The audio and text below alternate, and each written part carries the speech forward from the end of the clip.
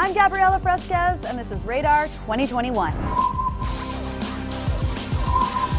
58 years ago, this great nation passed the Equal Pay Act of 1963. It was designed to eradicate the gender wage gap, meaning equal pay for equal work between men and women. And that's exactly what it did. Obviously, that's not true. There's progress being made, but you'll reach equality and I look forward to this day, 2070. It doesn't seem like progress is moving quickly enough. Yeah, it has to come a lot faster. It's 2021, and the statistics on the gender wage gap, much like my natural ability to sugarcoat anything, are pretty abysmal. Today, women working full-time in the U.S. are paid an average of 82 cents to every dollar earned by men, a stat that's remained relatively stable over the past 15 years. And for women of color, the numbers are worse. It most certainly is. On average, Latinas in the U.S. make 55 cents for every dollar earned by white non-Hispanic men. That means they have to work twice as hard or nearly twice as long to take home the same paycheck. And nearly 1 in 3 Americans don't even know this gap exists. That's not true. Even when you account for occupation, education, experience, location, a pay gap remains. For every dollar earned by men, Black women earn 69 cents, Latinas 63 cents, and if you're Afro-Latina, maybe some average of the two. I'm not a statistician. Point is, it's not good. While the gap seems to be narrowing slowly for white and Asian women, Black and Latinx women, regardless of industry, aren't seeing much progress. The wage gap for Latinas is the biggest kept secret in the entire America. We're the least paid of every single sector in the country. And the issue is that understanding the whys. Why are we paid less? Is it because the work that we do is less important, less well done, or is it all across? And here's the thing. The more we understand where the gap is, the better it's going to be for companies to be able to address it. And what we know is that low wage salaries, which is what you think and you associate Latinas with, those are not so badly paid differently. It's 85% of the dollar. So when you're in low wages salaries, the difference is not that big. The problem is when you start getting promoted. And every time you scale up in a corporate ladder, the less you are paid. And that is why the dropout of Latinas in the workforce in senior positions is so stark. In fact, there's an entire day of the year dedicated to raising awareness around this issue, Latina Equal Pay Day. This year, it falls on October 21st, marking how far into the year Latinas have to work to earn the same pay that their white male counterparts earned back in 2020. Meaning it'll take almost 23 months for Latinas to catch up to what white men earn in 12. For Latina workers, if you were to work full-time for 40 years, and you were to look back over the course of your career and add up all the money that we lose over the course of our career, it's on average more than $1 million that we're not being paid because of the pay gap. Some argue that maybe the wage gap doesn't exist, and that men are just going after higher paying jobs like CEO, heart surgeon, or engineer, whereas women tend to go after lower paying jobs like female CEO, female heart surgeon, or female engineer. Underlying all of this is the misconception that Latinas are hit hardest by the gender pay gap simply because we work in lower paying positions or are less prepared from an educational standpoint. But even when we control for these factors, a gap persists.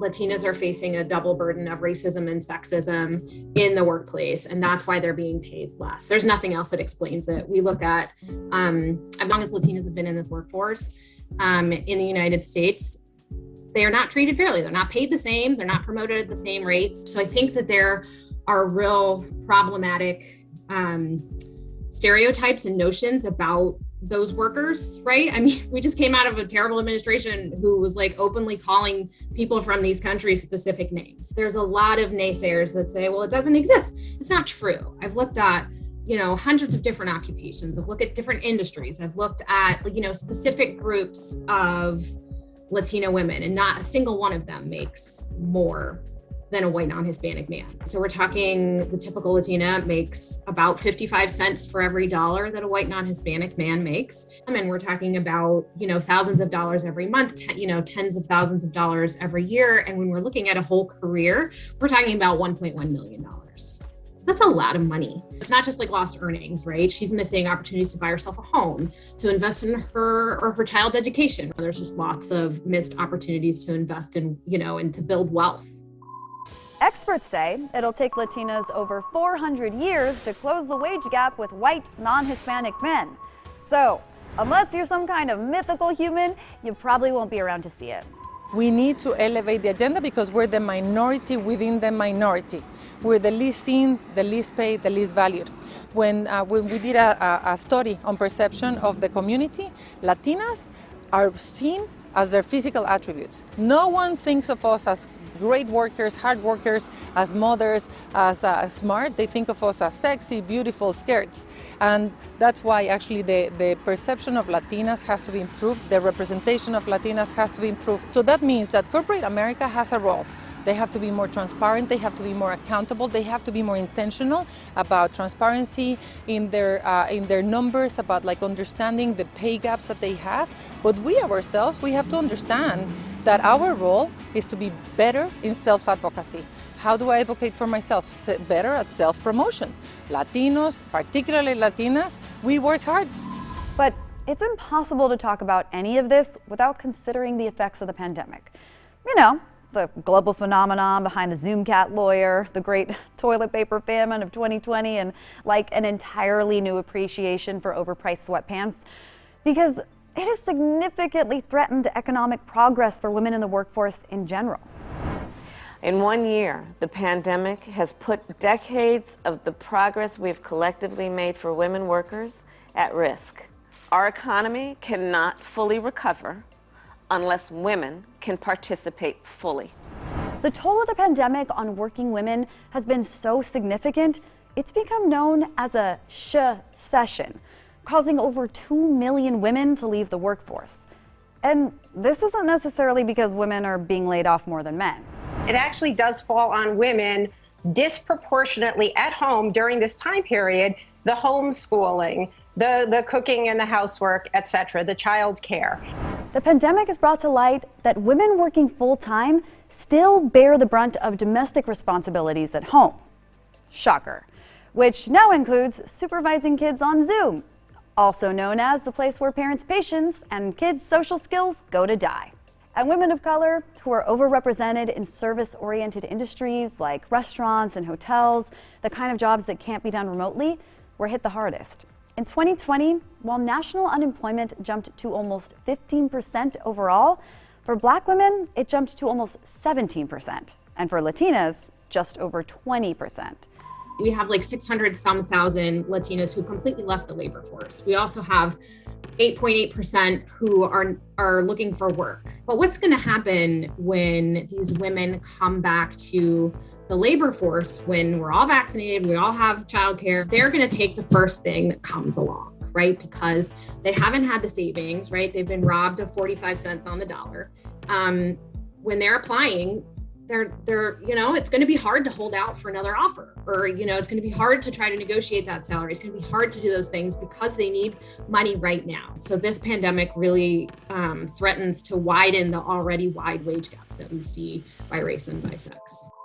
And if there's any sliver of optimism to be had, it's that proponents for closing the wage gap are finally gaining momentum, in part by leveraging the past year's events to pressure legislators both on a state and federal level.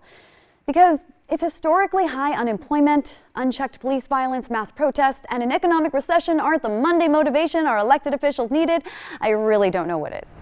With the pandemic, it's obviously much more difficult because Latinas are among the demographic that has been pushed out of the workforce at higher numbers than any other working class person at this point in time. As we think about what it looks like post-pandemic, it is going to be incredibly important that employers are thoughtful and strategic about what it means to bring Latina workers and other workers back to work in a way that is equitable, so that they are not contributing to widening the gap or putting Latina workers even further behind. Because what we know is that when women workers leave the workforce, it is very difficult for women to return to work at the same salary or pay and at the same level. Do you think that, because I'm an optimist, is there any silver lining in the fact that yet again, the pandemic is putting such a large spotlight on these issues? I think that the silver lining, if there is one, to this pandemic is that first, there are certain classes of workers who are finally being seen and in word being appreciated. We still need to see the legal changes so that the workers who are being called essential are actually treated like they're essential and not just disposable. Efforts by advocates and legislators led to a host of new state laws in 2020 focused on addressing the wage gap. And just last month, House Democrats moved to reintroduce the Paycheck Fairness Act, federal legislation designed to strengthen the Equal Pay Act of 1963. You remember the government's initial attempt at gender pay parity that's been weakened by loopholes for about the past 60 years?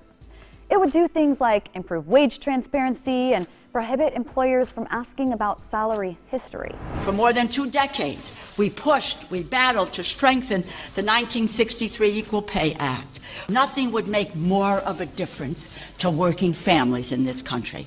I cannot tell you how difficult it has been to break through on something so simple, that men and women in the same job deserve the same pay. That's what this is about. A diverse workforce has become a major priority for corporate investors, and it should be. Companies who don't offer equal pay for equal work won't retain diverse female employees, which might explain why Latina-owned businesses grew 172% in 2017. Being a Latina is a part of my everyday life and everyday work. I actually helm 3 agencies, bi-coastal agencies, and one of them focuses on multicultural clients. There's so many proud moments that I've had throughout my career. Truthfully, the most rewarding moment is giving an opportunity to Latinas in the field and seeing them grow into fantastic publicists. An industry like mine is shrouded, by these glamorous events and amazing, experiences that you get to have. But also it's an industry that has been historically closed off to Latinas. I think the immediate challenge for Latinas looking to get into a career like public relations or communications is just getting that foot in the door. Do your homework, figure out how to get your foot in the door, but don't limit yourself because you didn't see it at home or, someone close to you didn't live it, which I think, happens to an overwhelming majority of us.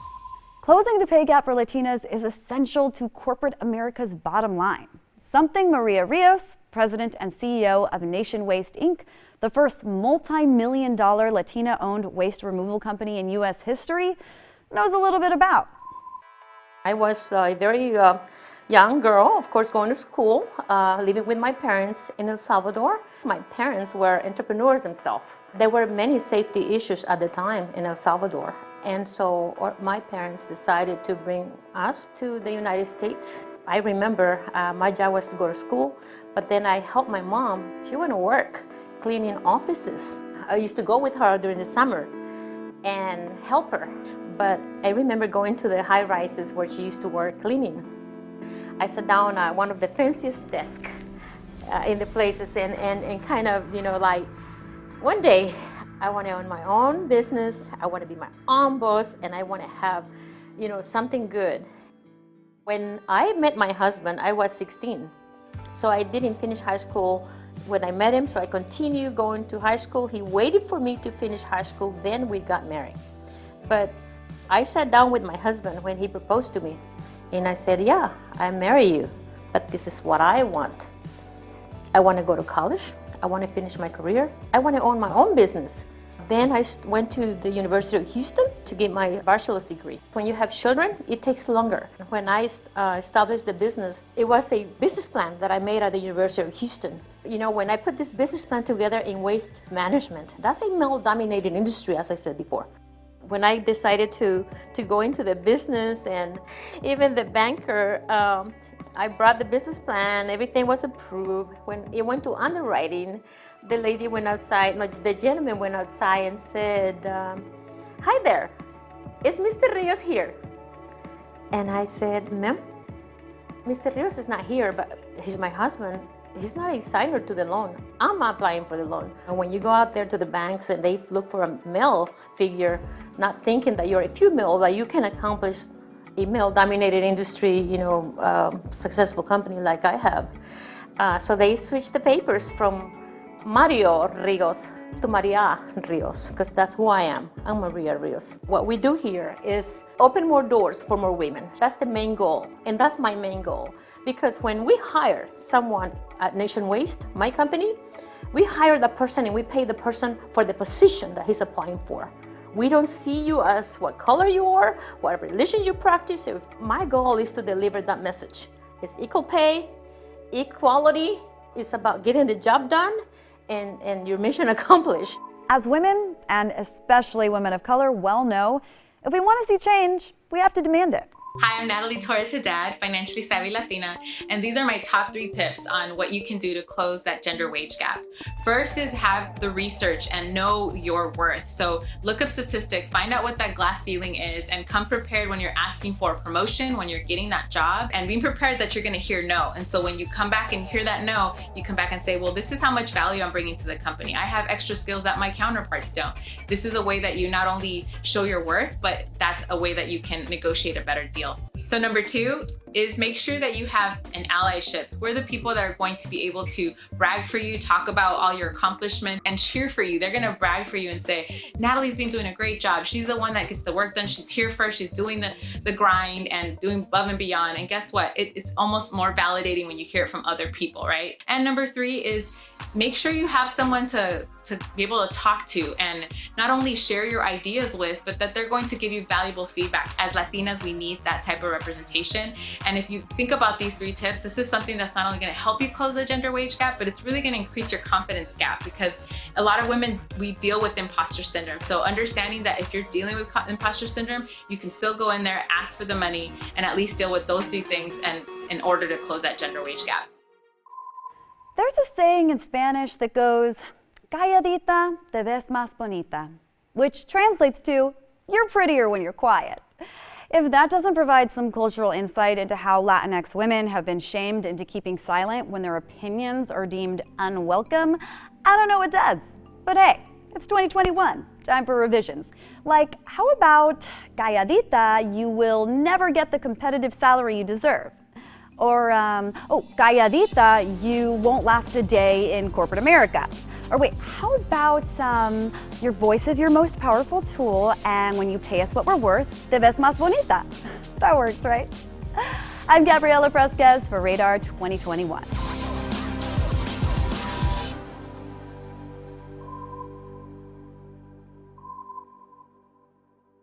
Thanks for watching Radar 2021. Please like, subscribe, and comment down below, and let us know what issues are important to you. Because let's be honest, there are a lot of issues to choose from. So many.